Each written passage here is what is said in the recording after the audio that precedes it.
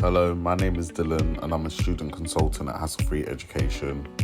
Today's video is aiming to provide CV help for students and help you come to terms with the basics of how to start writing your CV. In today's video, you will also learn that your CV is the tool that helps you get your foot in the door when applying for jobs. Find out how to write a good CV and get tips and advice on what to include in your own personal marketing document in today's video. So we will start off by discussing what is a CV. A CV, which stands for Curriculum Vitae, is a document used when applying for jobs. It allows you to summarize your education, skills and experience, enabling you to successfully sell your abilities to potential employers or educational institutions. Alongside your CV, employers may also sometimes ask for a cover letter. So how long should a CV be? A standard CV in the UK should be no longer than 2 sides of A4 paper.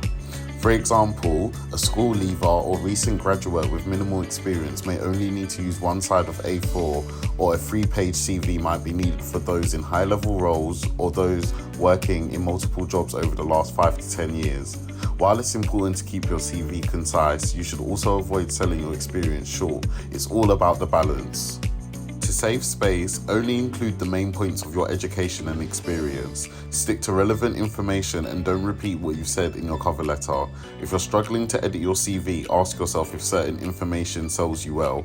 If it doesn't, then cut it out. If it's not relevant to the job that you're applying for, delete it, and if it's old detail from 10 years ago, you can summarize it. So next, that brings us to what you need to include in your CV. Firstly, you need to include your contact details.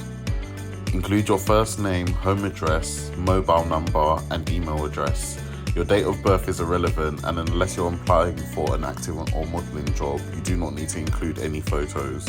Next is your profile. The CV profile is a concise statement that highlights your key attributes and helps you stand out from the crowd.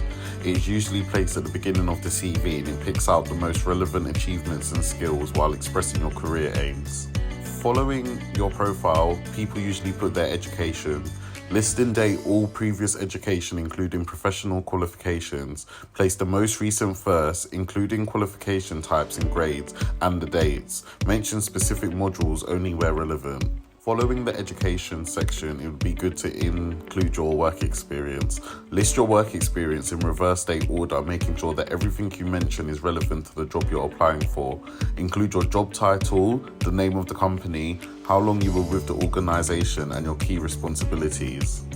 Following experience, you can put skills and achievements. This is where you can talk about the foreign languages you may speak or the IT packages that you might be able to use. The key skills that you list should be relevant to the job. Don't exaggerate your abilities, as you will need to back up your claims at the interview.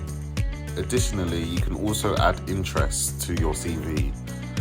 Socializing, going to the cinema or reading are not going to catch the recruiter's attention. However, relevant interests can provide a more complete picture of who you are, as well as giving you something to talk about at the interview.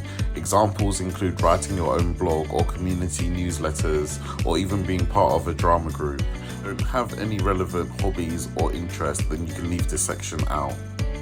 Finally, you will need references. You don't need to provide the name of referees at the beginning stage. You can also say references available upon request, but most employers would assume this to be the case, so if you're stuck for space, you can leave this out. Thanks for watching. For more help and advice on how to write a CV, please get in touch with us with the details down below. Look out for part 2, where we discuss CV format, common mistakes and fill in the COVID-19 gap.